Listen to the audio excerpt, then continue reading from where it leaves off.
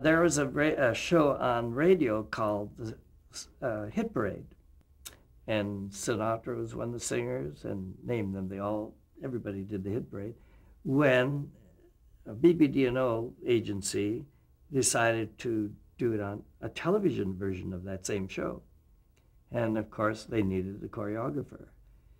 So there was a man his name was Hugh Rogers, who obviously had watched Stop the Music, and he became a big champion of mine. He said, that guy who's doing that show is what we need for the Hit Parade, because we're going to do it every week. He's going to have new numbers, new dances every week, many different ideas. That's what we need. The powers that be at BBD&O thought differently. They thought they should have a very established choreographer like Jerry Robbins or Michael Kidd, and even June Taylor from the Jackie Gleason show, all reputable choreographers. But he said, no way. They have months and they have a long time to study, and June's dances don't have to vary that much because she has 16 girls who do Tiller routines, which were very good, and Jerry's ballets are exceptional, as Michael Kidd, but they need a long time. We need somebody who can do it now and deliver dances right away. The guy from Stop the Music, he does 5 different numbers every week. That's what we need. And he kept it up and kept it up, and I came aboard, and we did the first show, smash.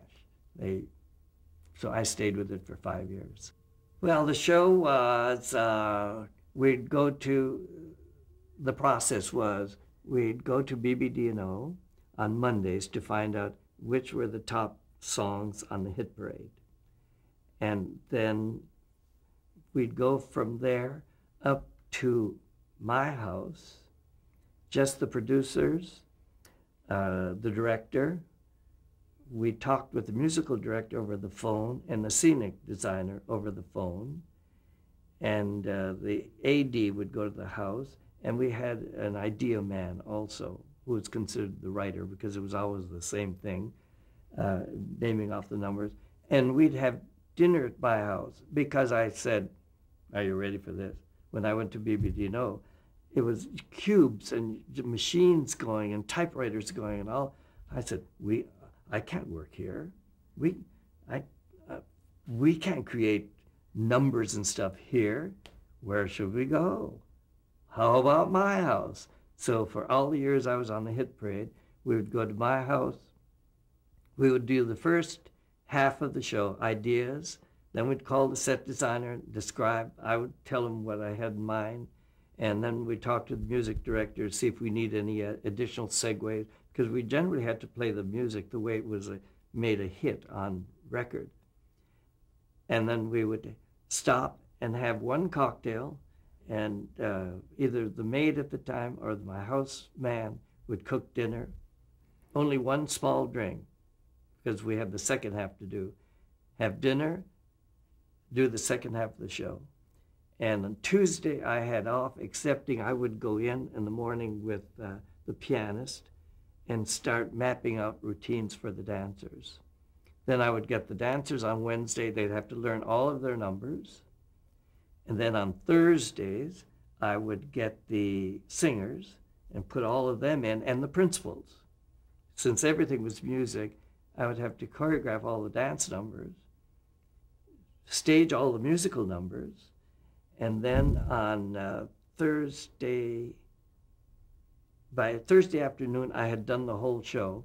Friday morning, I'd get the whole company and put the show together. And then Friday afternoon, we would do our run through. Saturday, we'd go to the theater, go on camera, and Saturday night, we were live on the air. We're interrupted because we'd have to do the radio show first, and then those same stars would do the radio half hour. Then we'd have like a half-hour break and do the TV version. Besides all the wonderful performers on the Hit Parade, and remember those days we were live. There was not, we can fix it in the edit, or could we have that again, please? You had one chance. And I remember one instance with Giselle McKenzie. We had rehearsed a scene. I think the song was something like, If I Give My Love to You. And the idea for the interpretation that week was she was to be Cleopatra, lying on a recamier in her court, waiting for Mark Antony to come by. And a runner was supposed to come in and bring a note announcing Mark Antony's arrival. Well, the rehearsal went fine in the rehearsal hall, but the day of the show, we didn't have a chance to get through dress rehearsal. Something happened. It was early television. Probably we didn't have cameras until air, but something had happened. We didn't get a dress rehearsal. And of course, dancers had to change, and they'd be changing in the studio as they get to the next set, We just pan cameras around to the next set and so forth. Well, not having rehearsed, the dancers had to do a number and then go over and change into their Egyptian dance clothes. And Ernie Adler, the hair guy, would stand ready. The minute a girl comes off, he would take hair pieces off, throw some more on, and move. And the wardrobe would put the next thing on. And Giselle was all dressed because she didn't have the number to do ahead. She was lying in her Cleopatra curls, lying on the recamier. The girls were supposed to be dancing in front of her in their long gowns and dresses, gossamer dresses, twirling and going like crazy. And Jerry Duane was the runner. Jerry Duane was a singer, tall, skinny, absolutely not, just bones, just a bag of bones. And we thought, since he was a runner who has come from far, he must be skinny by now. So Jerry Duane was to wear just a little loincloth. Now, Giselle has never seen any of the wardrobe because we never got to wardrobe that day. We come out, announced, if I give number 4 on the hit parade. And Giselle is looking in the mirror with her handmaiden this way. And of course, the girls are supposed to be dancing there, and she's waiting for her runner.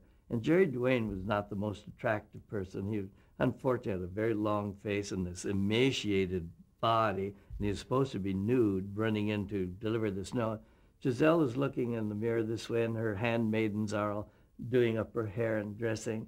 And number so-and-so, and they turn the mirror, and the number's on the back of the mirror, and turn back to her, and she does this. If I give my heart to you, 4 bars are over, the mirror goes away, and Giselle turns, and she hesitates. The girls aren't there, like rehearsed. And she slowly turns like this, and the girls who have not made the change are dancing behind her. They have only the tops on and no skirt, just their little thong dance pant. And she sees them like this, and she goes, ah! She starts to laugh. And if she could not sing, and the girls kept on dancing with no dresses on, and she just couldn't get the lyric. And now she finishes her 8 bars, hysterical, not a lyric.